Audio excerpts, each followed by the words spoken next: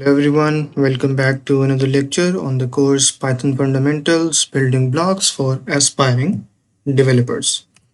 So we will continue with the fourth module about functions. According to our agenda, we are at the 16th day. Here we will learn about lambda functions. This is a bit of advanced kind of thing. So it's good to know. Let's begin lambda functions. So what is a lambda function? So it basically is a function. It is nothing different than a function, but it is created in a slightly different way. It is also called an anonymous function, and these are much simpler when we are defining them. These are inline functions. These functions are used when we want to define a very small function, and if we use the ordinary syntax, then it takes up a lot of lines just for a very small function. So when we have that case, we shift to lambda functions because these are easier to define and they just take one line to define it. So let's have a look at how they look. So this is how a lambda function looks. So you see it is only defined in one single line. So according to this, you can see that we have the function name. It is defined kind of like we define a variable, but this is a function name, which is add. Then moving on, we see the keyword lambda. So lambda keyword tells Python that this is a lambda function. Then right after lambda, we define the number of parameters or the parameters that the function should take as input. We can define as many parameters we want, but usually when we are using lambda functions, it is a simpler function, so it usually does not have too many parameters, because if it has too many parameters, then obviously the body of the function will be a bit more complex, and in that case we will want to use a ordinary or a simple function. But in this case, x and y are the parameters, and then we separate that by a colon, and after the column we define the body of the function. So in this case, we are just doing an addition, that is x plus y, and since we are not doing any print, it will return this value by default. So now in the next line, when I call the function, I need to use the same name, which is add.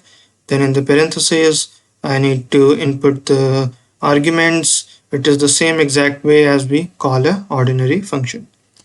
And if we look at a comparison between these two, so if you see the blue underlining, you can see the name of the function. Flight name is same, but it is just written at a different way. Then we have the parameters, again very similar. Then we have the body, again very similar. In the lambda function, we are not defining return because it will return by default, and everything when we are calling the function, it is pretty much the same. So let's go ahead and look at some of the examples. Yeah, so we have this code. So let's first define a ordinary function. Let's say we have a function add. It takes in two values, and we say okay, return x plus y, return the sum, and then we call the function with two values, and now we need to either store it in a variable or we need to print it. For this purpose, we will store it in a variable, and then we will simply print the value and run the code. So simple as that. Now if we are to define the same function but as a lambda function, so what we would do is that we would give the name of the function add. I'm going to name it add2. So this and this has a different name for now, but we can give it any name. So add then equals to, then we define the function, but first we need to give the keyword lambda. Here we need to give the parameters.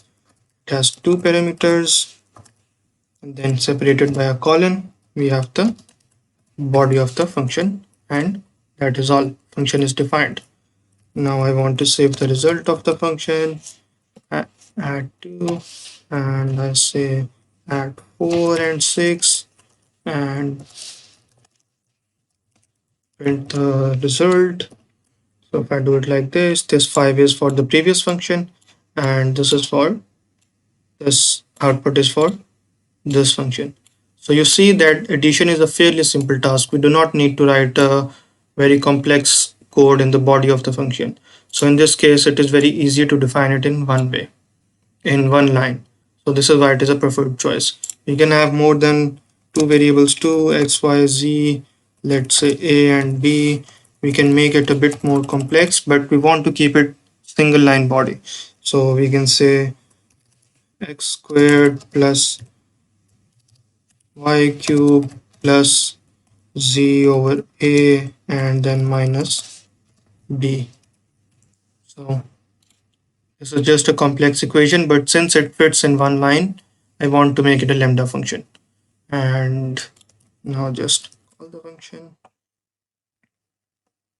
Okay, so it is giving an error because it takes 1, 2, 3, 4, 5 parameters, but I've only given 2 arguments when calling the function. So it gives me an error that 3 of the required positional arguments are not correct. So I need to give it to them. So I will just say 3, 2, and 5. Now run the code and we get a value. So you see how simple it is to use this lambda function for the kind of code that can be fitted in one single line. And if you look at the comparison, this is the name of the function here. Again, the name of the function. These are the parameters. These are the parameters for this one. This is the function body. This is the function body. And it returns by default. So that is all. So that was all in this lecture. I would suggest that you start using lambda functions wherever it is much more feasible than other ones, because it will then come into your practice, and it will be a good practice to use these functions where they are eligible and where they can be used. So keep on practicing, and this brings us to an end of um, this module, and in the next videos we'll start with the next module. Up till then, goodbye, and we will see you in the next one.